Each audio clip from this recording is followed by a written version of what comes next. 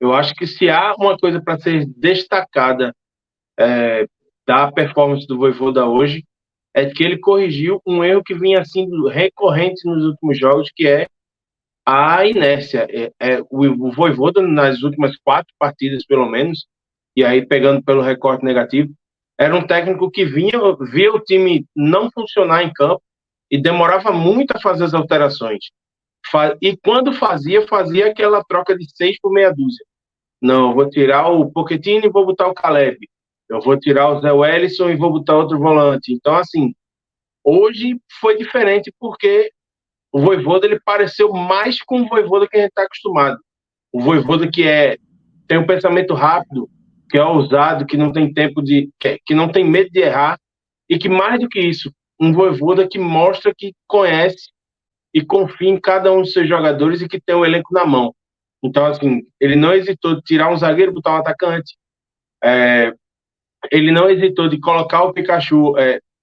Quando o Caleb entrou, ele poderia ter tentado outra coisa, tentado reforçar um meio-campo que estava sofrendo com as investidas do Libertad no primeiro tempo, mas ele fez escolhas que são muito mais parecidas com o que a gente se acostumou a ver do Vojvoda, que levou o Fortaleza a tantos jogos e tantas decisões históricas, do que o Vojvoda que a gente viu nos últimos 4 jogos pelo Brasileirão.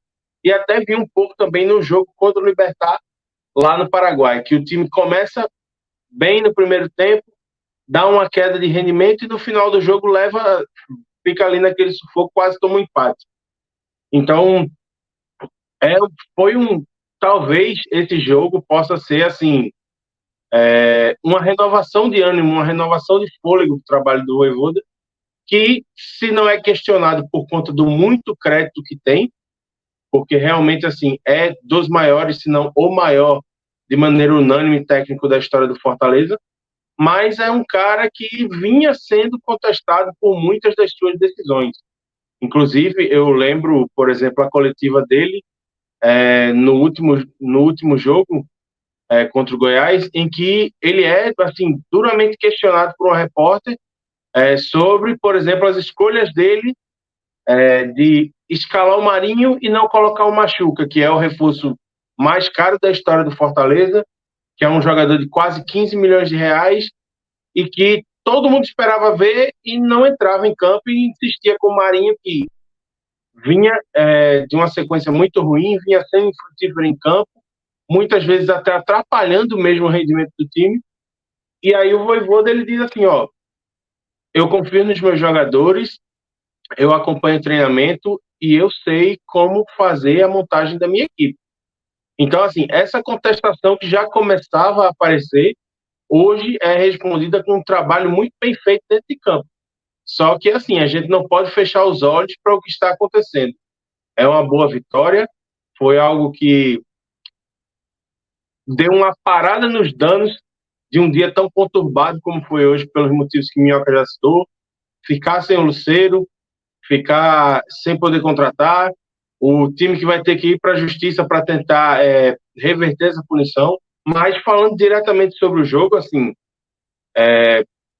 eu concordo muito com quando o Minhoca diz que a falta do Lucero fez com que o time entrasse um pouco em parafuso no primeiro tempo. E aí, essa, essa entrada do time meio desligado fez com que o time do Libertad, que é um time muito experiente, encontrasse a condição ideal para pressionar o Fortaleza dentro da sua própria casa.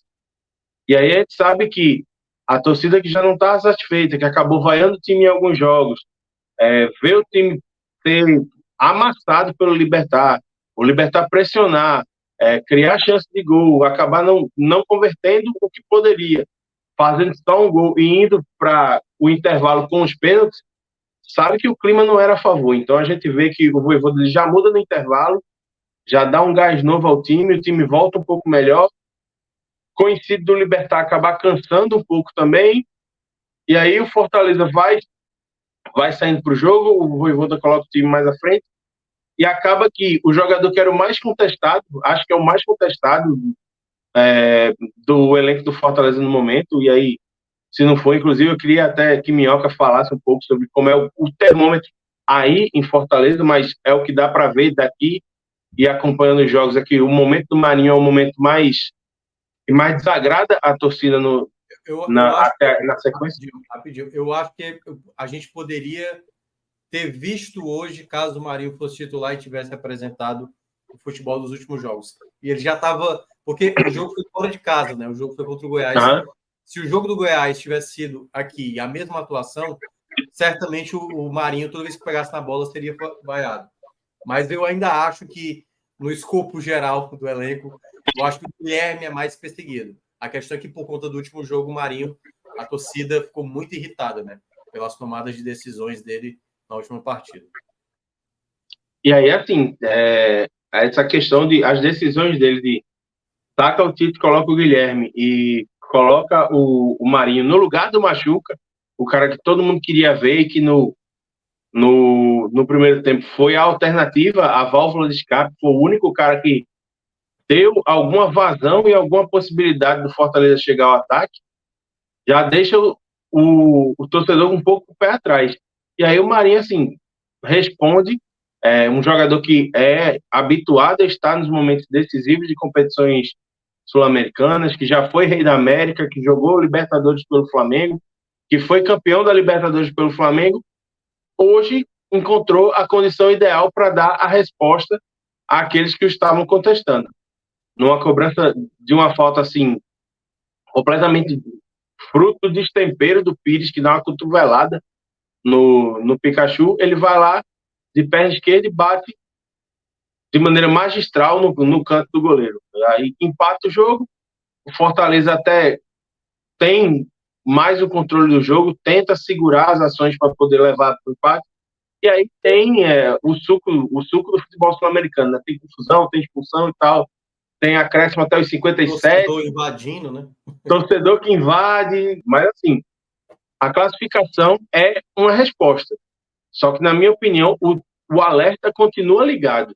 Sim. Porque o desempenho do Fortaleza no primeiro tempo foi similar, se não pior, do que o que aconteceu nos 4 jogos que perdeu de maneira consecutiva em casa. E o segundo tempo foi um alento, mas apesar de ser um alento, não é o futebol de um time que pode se recuperar e passar a fazer uma sequência de vitórias na Série A. Fortaleza ele conseguiu o resultado, mas ele conseguiu o resultado muito mais porque o Marinho conseguiu colocar uma bola lá e fazer o gol do que por ser aquele time que se impõe, que pressiona, que sufoca o adversário. Isso não aconteceu em nenhum momento, na minha opinião. Fortaleza teve algumas chances, esbarrou em algumas defesas do Martin Silva, teve bola na trave, mas não conseguiu ser supremo e superar o Libertad em igualdade de condições. Quando o Libertad cansou, conseguiu ser melhor, só que essa melhora só se confirmou em gol na individualidade. Não foi nada que tenha sido um modelo de jogo trabalhado pelo Vojvoda. Para encerrar, porque aí já tô me alongando demais, as decisões dele foram bastante acertadas em campo, mas eu quero esperar para ver assim se o momento ruim que ele está tendo na beira de campo vai virar. E aí nada melhor do que pegar um time do Santos que está fragilizado, certo? Em casa para poder fazer um bom jogo, conseguir se recuperar na Série A e virar essa chave mesmo com os prejuízos que teve fora de campo hoje.